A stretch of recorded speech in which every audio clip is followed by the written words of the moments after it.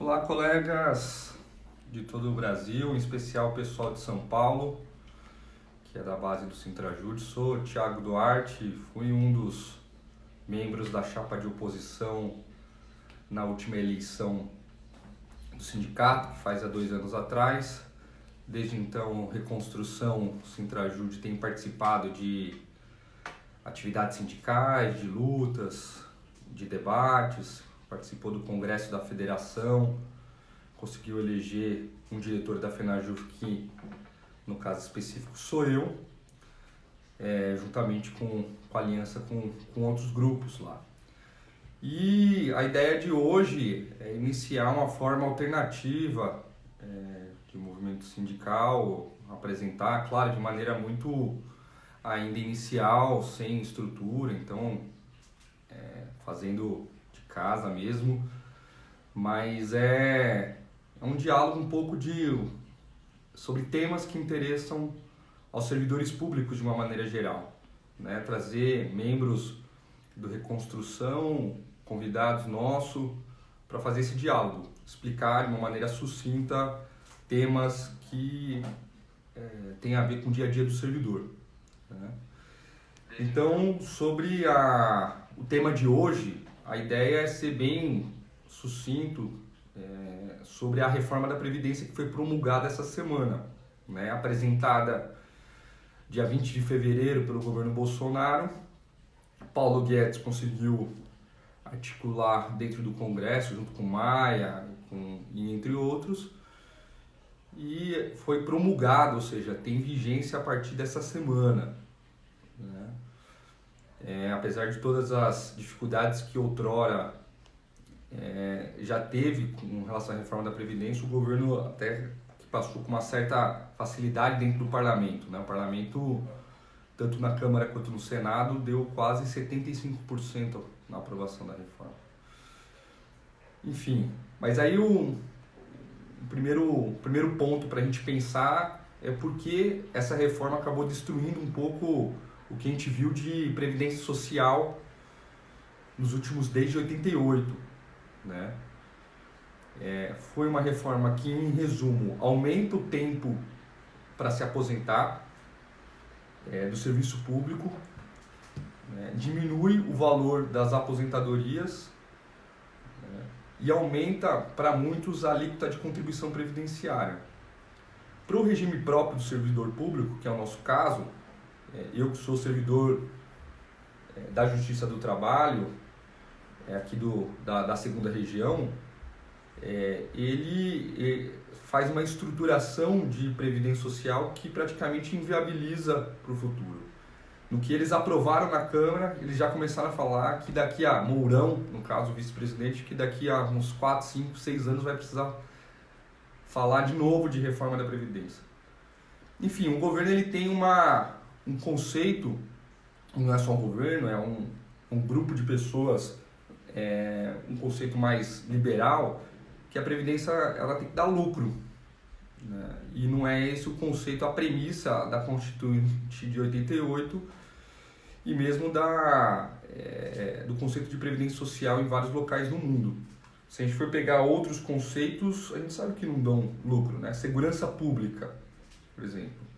Senão a gente vai começar a reivindicar que o policial, que a estrutura de segurança pública dê lucro, né? Educação básica é a mesma coisa. Então precisa dar lucro, a educação básica está dando déficit. Então a Previdência Social, na verdade, que vem dentro de um conceito tripartite, né, da Seguridade lá da Constituição de 88, ela traz esse ponto como premissa, né? Quer dizer, não é, até então, só a contribuição do empregado e empregador que fazia o caixa, entre aspas, da Previdência Social. Então, essa premissa está equivocada, né? De princípio, com uma premissa de que a Previdência Social ela é uma coisa que distribui renda, é uma coisa que garante a aposentadoria dos idosos. A gente viu estudos no Chile, a quantidade de idosos que se matam porque chegam no final das suas vidas, têm uma aposentadoria muito pequena, Então, a ideia é um pouco não repetir a tragédia que aconteceu no Chile, que a gente está vendo como a situação, como os jovens de hoje não querem ser os idosos de amanhã lá no Chile, né? Por isso que não saem das ruas, quer dizer, o governo lá recua e continua não saindo das ruas. Enfim, mas entrando um pouco no que mudou e no que não mudou na reforma da Previdência, primeiro ponto, eu acho que 3 coisas para nós servidores públicos, né, saber que não se trata de nós diretamente, mas também se trata que não mudou. O sistema de capitalização, acho que foi um avanço aí do debate, da disputa, tudo mais. Então, o sistema de capitalização que o governo queria implementar, na prática, privatizava a Previdência Social, né, e teria um custo alto, muito grande para o país. Porque se você deixa de arrecadar, né, a partir de um determinado tempo, claro que alguém vai ter que pagar o passivo. Então, além de todo o problema de ser gerido por bancos e uma certa irregularidade do brasileiro no vínculo da CLT, porque tem uma dificuldade, acaba sendo demitido muitas vezes, o sistema de capitalização, além disso, traria um problema, teve a experiência também voltando do Chile, negativa, traria um problema de custo do país para fins de gerações, né? Quer dizer, a partir do momento que, sei lá, 1º de janeiro de 2020, nós que estamos na ativa não contribuíssemos mais para o sistema de repartição hoje, logo, durante um bom tempo, quem for se aposentando vai ter que ser pago a aposentadoria, sendo que a base de arrecadação não existe mais, né? Mínima. Além disso, a aposentadoria rural, BCP, foram os 3 grandes temas que saíram da reforma, né? Que eu acho que é importante a gente entender até como empatia e solidariedade com as outras pessoas. Para nós servidores, acho que vale a pena aqui, eu listei 16 pontos sobre a reforma da Previdência, que vão mudar no dia a dia do servidor.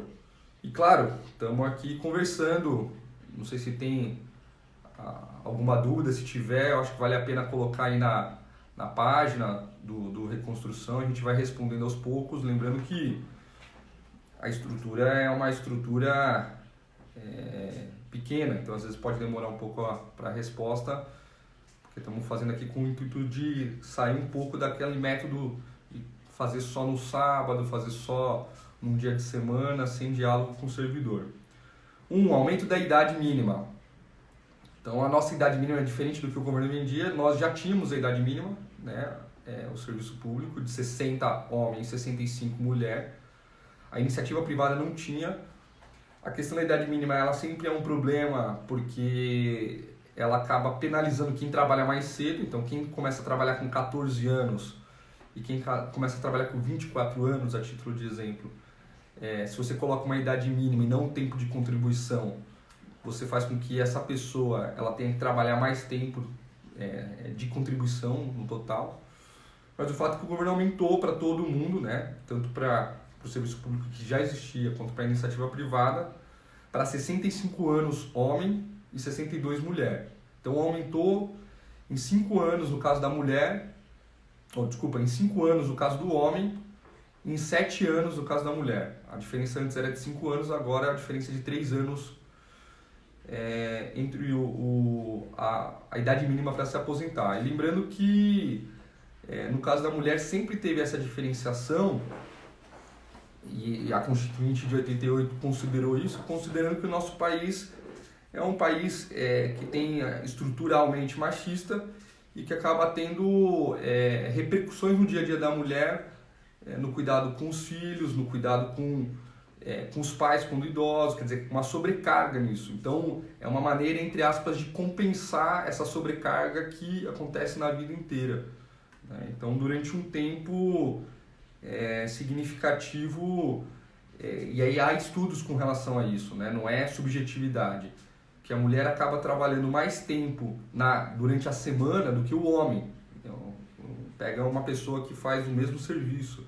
Por quê? Porque esse tempo de cuidado com o filho, de cuidado com o marido, de cuidado com...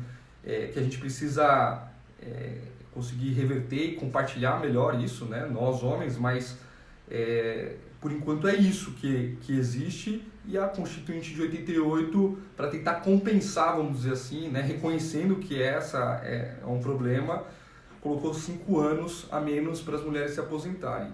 E o governo diminuiu isso para 3 anos, enfim, então 65 anos homens, 62 mulheres.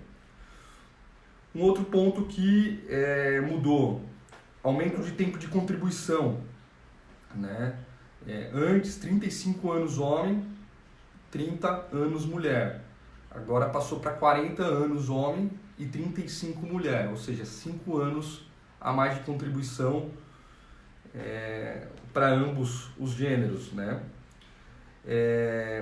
Uma outra coisa que mudou, terceiro ponto, diminuição do valor das aposentadorias para quem entra depois de 2004. Então vamos lá, hoje o nosso sistema no serviço público tem 3, vamos dizer assim, setores, vai? Que entrou antes de 2003, antes de 31 de dezembro de 2003, que entrou entre 2004 e 2013, outubro de 2013, e que entrou pós outubro de 2013, que já se aposenta pelo teto do INSS, e aí tem o FUNPRESP como uma possibilidade de complemento da aposentadoria, né? Quem entrou antes de 2003, aquela questão da integralidade e paridade. Quem entrou entre 2004 a outubro de 2013 tinha o valor da sua aposentadoria calculado como a média das 80 maiores contribuições. Então, se a pessoa tinha tido, a título de exemplo, uma mulher, 30 anos de contribuição, então, durante 6 anos, a colega ganhava menos em algum serviço interno ou externo ao serviço público. Se retirava esse tempo de contribuição e considerava os 80% das maiores contribuições, né? Agora não, agora mudou para pior, porque é 100% da média de todas as contribuições. Então vai considerar esse período que a pessoa estava no início de carreira ou que estava com um valor menor, e isso diminui o valor da aposentadoria. Claro que vai diminuir mais ou menos a depender do tempo que você, colega, trabalhou fora do serviço público ou com um valor menor do que o salário que você ganha hoje, né? Então, aumento da idade mínima, aumento de tempo de contribuição, diminuição do valor das aposentadorias, né? O aumento de tempo de contribuição mínima. Então, hoje são 20 anos, passou para 25 anos, para você, um tempo mínimo de contribuição para fins de aposentadoria. Então, a pessoa que às vezes chega com mais idade no serviço público, ela às vezes não consegue compatibilizar isso, né? E aí aumentou para 25 anos. Uma coisa muito significativa, a alíquota da contribuição previdenciária, né? Na prática, uma redução de salário. Isso daí só vai ter efeito agora 3 meses depois da promulgação da emenda, que foi essa semana. Então a gente vai sentir no contra-cheque daqui a 3 meses, talvez só aí que as pessoas vão acordar, né, do que a gente está falando. Mas assim, o aumento da contribuição ela começa para os técnicos judiciários com R$ 101,53 por mês. E aí, técnico nível 1. Você chega, né, vai progredindo na carreira, tanto os técnicos, os analistas, os agentes de segurança, os oficiais de justiça vão ter um valor significativo, né? Tem gente que vai pagar mais de R$ 1.000 por mês, ou seja, uma redução salarial de R$ 1.000 por mês por causa dessa alíquota da contribuição previdenciária. Quem sai fora dessa alíquota da contribuição previdenciária hoje? Quem está no FUNPRESP ou saiu do regime próprio por qualquer motivo, então ou entrou depois de outubro de 2013 ou está fora do regime público por uma opção, e quem está em abono permanência, porque quem está em abono permanência não paga a alíquota da contribuição previdenciária. Fora isso, todo mundo vai estar com aumento, a grande maioria dos nossos servidores vão estar com esse aumento. Estipulou também, um sexto ponto, uma possibilidade de contribuição extraordinária. Então, não basta aumentar a alíquota da contribuição. ainda aumentou, deu a possibilidade, por lei infraconstitucional, ou seja, não precisa por PEC, de ter uma alíquota de contribuição extraordinária de X anos. Qual que é o problema? Com a premissa de que se der déficit. Só que, como a base de arrecadação desde 2013, porque todo mundo que entra desde 2013 só contribui em cima do teto, não contribui como nós, né? Eu entrei em 2010, não contribui como nós que contribuímos no total, né?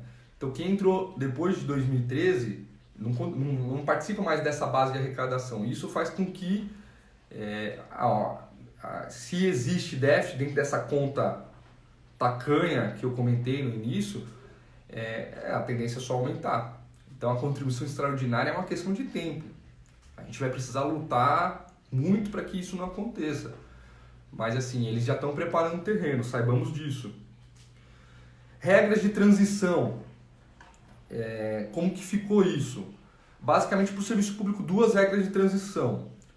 Uma um pouco mais chata de entender, porque tem a ver com idade mínima, tempo de serviço público, mas tem a ver com a pontuação, idade e tempo de contribuição. E vai aumentando o tempo de idade, o tempo de contribuição até 2033. Então, assim, você precisa fazer no lápis, não dá para explicar grosso modo aqui. E uma outra regra de transição que tem a ver com a idade mínima. Ao invés de ser 62 e 57, a pessoa tem que ter 60 anos, homem, e 57, mulher. Além disso, tem que ter 100% do tempo que faltava para se aposentar. Então, a título de exemplo, se o homem tem 35 anos que precisa para se aposentar de contribuição, ele está há 2 anos para se aposentar, ele tem que fazer mais 4 anos, mais 2 anos, que no total dá 4 anos, né? E a idade mínima é de 60 e os 20 anos de tempo mínimo de contribuição no serviço público. Então, assim, é um acúmulo requisito. Né? 60 anos homem, 57 mulher, mais 100% do tempo que faltava para você se aposentar. No caso, o homem 35 anos, a mulher 30 anos. E aí garante, a pessoa às vezes fica em dúvida, garante a integralidade e a paridade nesse caso. Caso a pessoa tenha entrado antes de 2003. Se a pessoa não entrou antes de 2003, já não tinha integralidade e paridade. Pensão por morte, uma coisa muito cruel também, para já ir finalizando essa parte. A pensão por morte, ela diminuiu 3 mudanças estruturais na pensão por morte. Primeiro, o valor, agora é 50% do valor que era aposentadoria, mais 10% por dependente. E se a pessoa venha a falecer o dependente ou a se emancipar, porque já tem mais de 24 anos, universidade, tudo mais, tem uns requisitos lá, não vai para a pessoa que está viva, no caso, né? Ou o ex-marido ou a ex-esposa. Então, esse é um ponto, quer dizer, o valor diminuir substancialmente no momento que você acabou de perder um ente querido, né? Segundo, dá um tempo máximo para você usufruir a pensão por morte. Então, só quem falecer e a pessoa que sobreviver tiver mais de 44 anos é que ela vai ter para a vida inteira. Se tiver menos, ela não vai ter. Então, isso vai fazer com que a pessoa, quando tiver mais idosa, vai perder uma renda lá na frente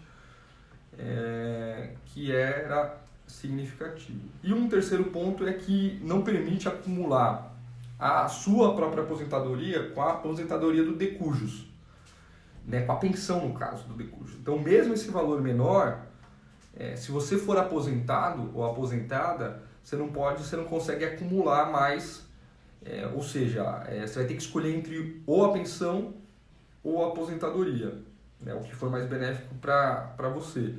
Só que você conseguia aposentar. Então, você tinha uma renda familiar antes, com o seu ente querido, e você vai ter uma redução drástica dessa renda familiar, caso alguém faleça na família ali dentro dessa relação. Então, essa é a crueldade, porque a pessoa está num momento de super fragilidade, acabou de falecer uma pessoa que dividiu anos de vida com você, e você vai ter uma diminuição substancial do valor que vocês tinham até então, até um dia atrás, né?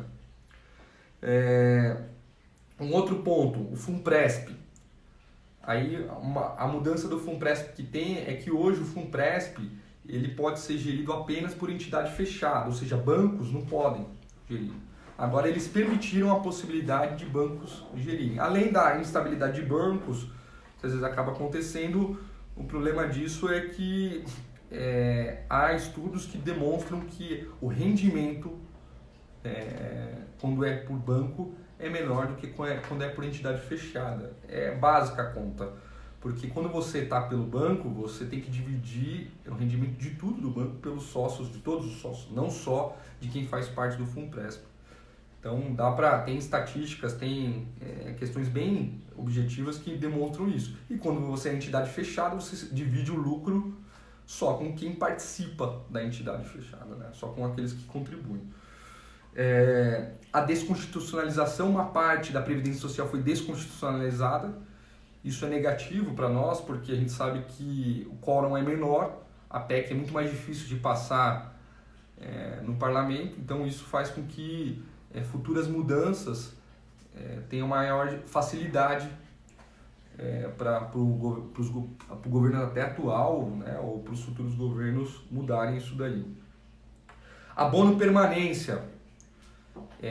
Foi instituído a possibilidade de se diminuir o valor do abono permanência ou de se extinguir. Então, o que isso significa?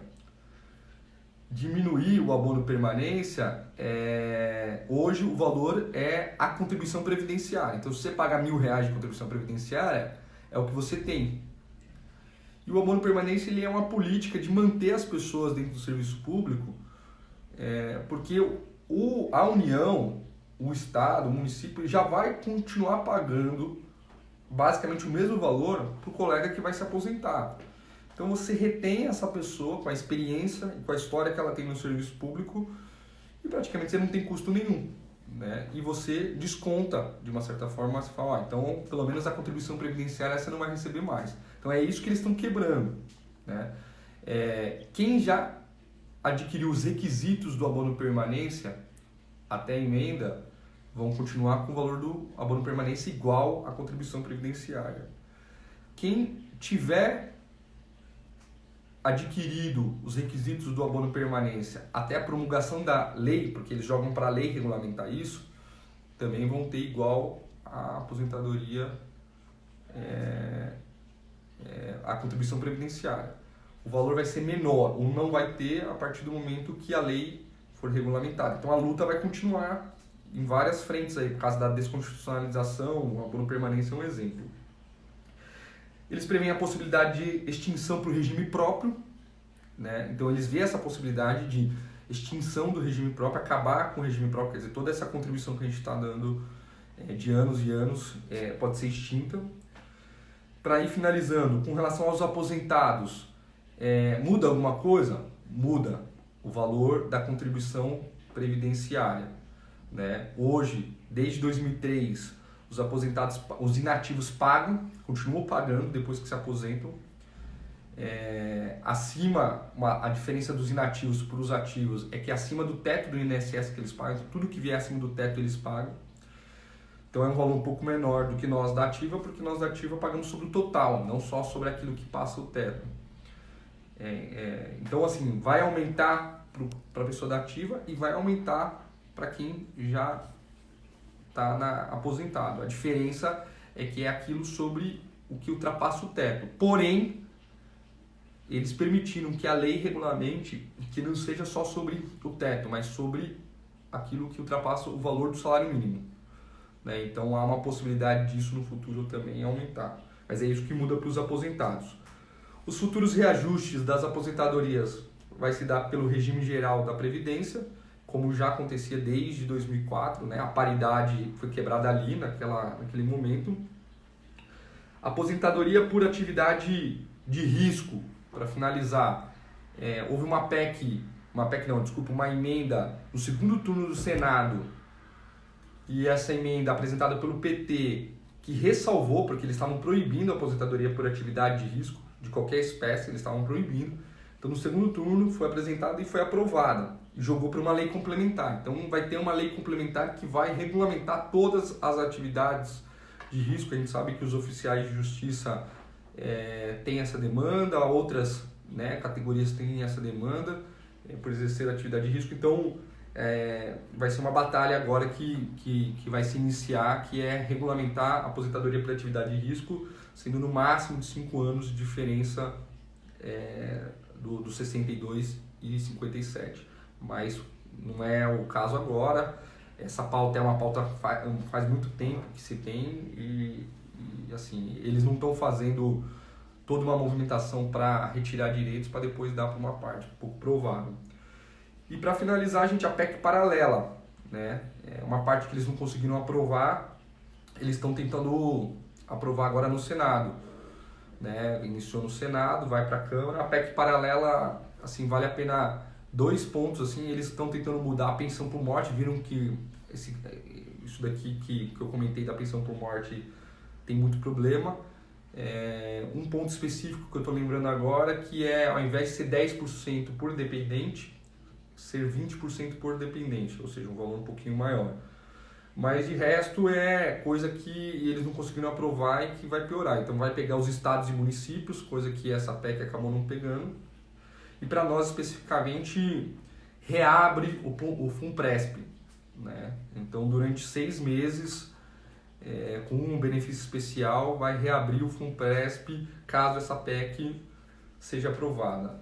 Não precisa disso para aprovar a PEC, viu, gente? O Toffoli ficou um tempo na presidência aí, porque o Mourão não estava, o Bolsonaro não estava, não sei nem se foi agora, acho que foi na gestão passada, na época do Temer. E ele prorrogou o prazo da Previdência Social, do FUNPRESP, por medida provisória. Ficou 2 dias na presidência. Então, isso daí não precisa estar na PEC. Acho que eles estão fazendo isso de propósito mais para... A gente sabe que tem alguns colegas preocupados, né? E aí, quando tiver isso daí, é importante a gente abrir o debate, os contrários e favoráveis, não ter um discurso monolítico que às vezes o Sintrajude tem com relação a esse tema. É isso, em resumo, as mudanças. Acabei falando demais, mas está bem sistematizado. A gente vai fazer um resumo dessas mudanças. Tem no site da FENAJUF um artigo que eu assinei com a Mariana, uma colega lá do Rio de Janeiro, sobre as mudanças, mas na época era antes da aprovação da Câmara. Mas basicamente não mudou muita coisa não para nós no serviço público. Agora é preparar o terreno, né? Entender o impacto que isso teve e tentar de uma certa forma unir, né? Convencer os colegas, envolver os colegas nas lutas que estão por vir. A PEC da redução do salário com redução de jornada, ela é preocupante. A gente já vai ter uma redução de salário agora com essa questão da contribuição previdenciária e a gente está com muitos ataques ao serviço público. Aí nós, do Reconstrução Sintrajude, pedimos aí, clamamos para que a atual gestão se mexa de fato, né? Saia só da bravata e se mexa de fato. É uma estrutura que nós não temos aqui, estamos fazendo uma coisa caseira, literalmente, né? Mas eu acho que com a estrutura que o sindicato tem, a gente consegue ter melhores condições para disputar as ruas, as redes sociais, o parlamento, pressionar, né, para que a gente tenha melhores resultados na defesa do serviço público. É isso, ficamos à disposição aqui e voltamos a nos falar. Prazer em falar com vocês aí. Um abraço, bom feriado para todo mundo.